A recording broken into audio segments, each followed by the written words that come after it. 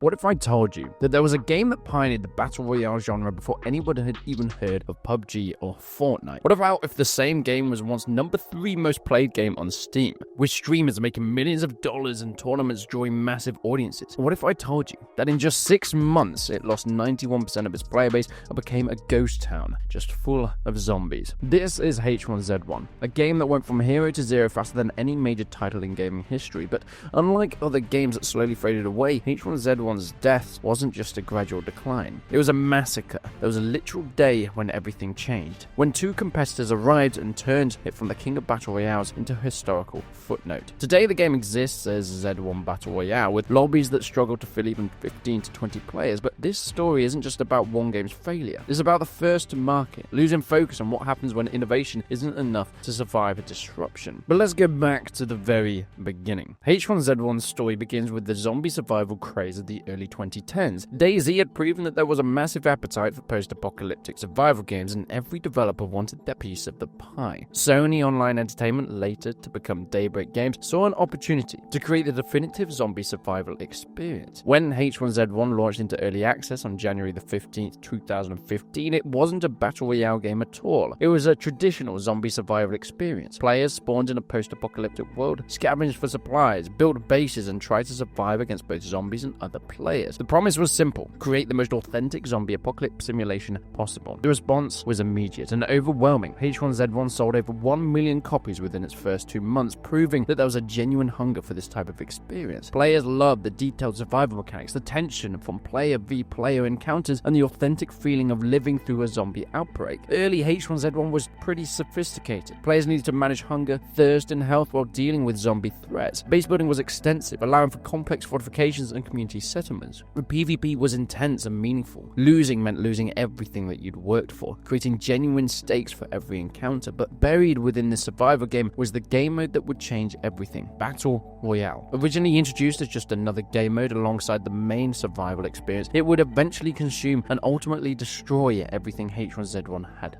built. The Battle Royale mode was inspired by, of course, DayZ, and ARM and mods created by PlayerUnknown at the time. But these mods were clunky and limited to their host's game engines. H1Z1's Battle Royale was built from the ground up to support this new gameplay style. The Battle Royale introduced mechanics that would become standard for the entire genre: the gas that closed in to force player encounters, the airdrop system for acquiring weapons, the last person standing victory condition. All of this was revolutionary in 2015. Players had never experienced anything quite like it. The mode became a sensation on Twitch almost immediately, streamers loving the tension, the quick matches, and the potential for spectacular moments. Content creators could produce hours of entertaining footage from relatively short gaming sessions, and the format, well, it was perfect, both for playing and watching. So, by 2016, it was clear that Battle Royale was becoming more popular than the main survival game itself. Player counts for Battle Royale sessions consistently exceeded the survival mode, and community discussion increasingly focused on BR improvements rather than the zombie survival features. This led to a decision that would define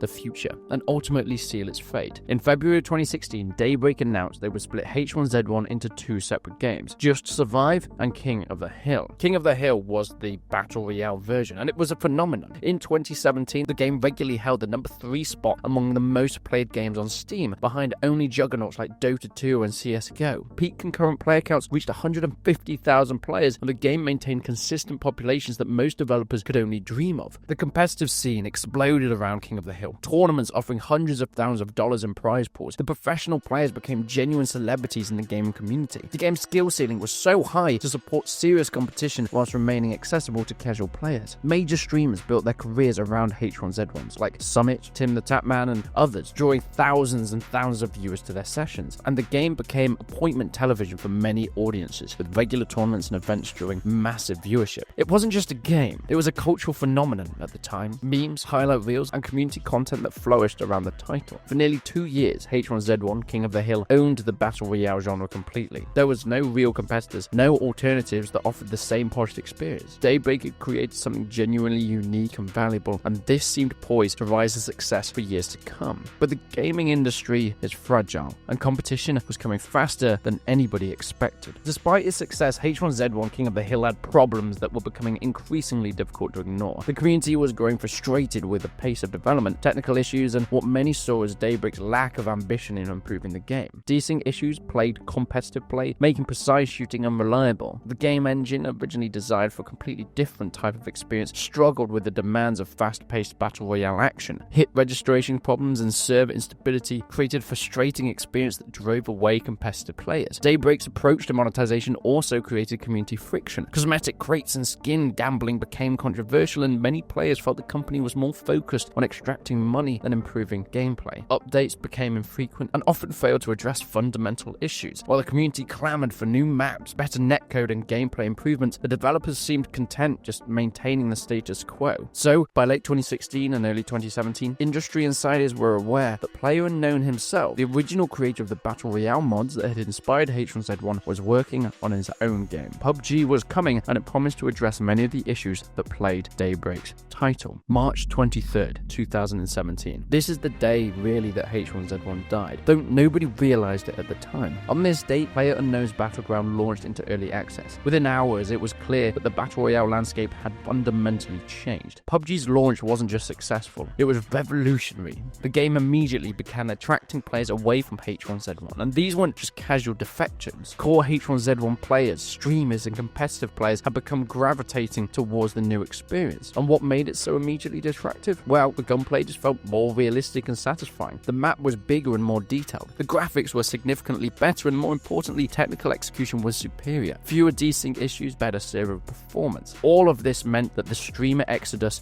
was catastrophic. Biggest content creators moved to PUBG. That was kind of the end of it. Ironically, H1Z1 actually reached its all-time peak concurrent player count in July of 2017. Months after PUBG's launch, this peak of 150,000 players represented the game's final moments of glory. The last time it would ever be a dominant force in Battle Royale, but it wasn't really a celebration. It was a dead cat bounce. From that peak, H1Z1's decline was swift and merciless. By October of the same year, the game had lost over half of its player base. The exodus had begun. Was PUBG just a better game, or did it offer more for players? I mean, there's really a lot of things that came into the actual exodus for H1Z1. If PUBG was the sword that wounded H1Z1, Fortnite was the nail in the coffin. When Epic Games launched their free-to-play Battle Royale, well, they created the perfect storm that H1Z1 just couldn't survive. Suddenly, there were three major players: the pioneer, the realistic military sim, and the accessible, colourful alternative, each offering something different, but H1Z1 found itself without a clear identity in this new landscape. Daybreak attempted to have various strategies to compete, renaming King of the Hill back to H1Z1 in October of 2017, trying to recapture that brand recognition, but it didn't work, and eventually they made the game free to play entirely. All of that, though, was too late. H1Z1 had lost 78%